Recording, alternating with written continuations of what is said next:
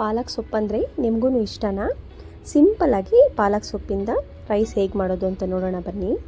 ಮೊದಲಿಗೆ ಅಕ್ಕಿನ ನೆನೆಸ್ಕೊಳ್ತಾ ಇದ್ದೀನಿ. ಇದು ಬಾಸುಮತಿ ಅಕ್ಕಿ, ನೀವು ನಾರ್ಮಲ್ ಅಕ್ಕಿಲಿ ಕೂಡ ಮಾಡ್ಬೋದು. ಬಾಸುಮತಿ ಆದರೆ 30 ನಿಮಿಷ ನೆನೆಸಿಡಬೇಕು. ಇಲ್ಲಿ ಮಿಕ್ಸಿ ಜಾರಿಗೆ ಶುಂಠಿ, ಬೆಳ್ಳುಳ್ಳಿ, ತೆಂಗಿನಕಾಯಿ, ಹಸಿಮೆಣಸಿನ್ಕಾಯಿ ಹಾಗೆ ಪಾಲಕು, ಕೊತ್ತಂಬರಿನ ರುಬ್ಕೊಂಡಿದ್ದೀನಿ.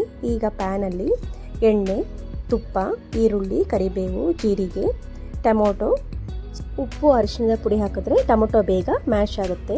ಈಗ ರುಬ್ಬಿರುವಂತಹ ಪಾಲಕ್ನ ಹಾಕಿ ಎಣ್ಣೆಲೆ ಚೆನ್ನಾಗಿ ಫ್ರೈ ಮಾಡ್ಕೊಳ್ಬೇಕು.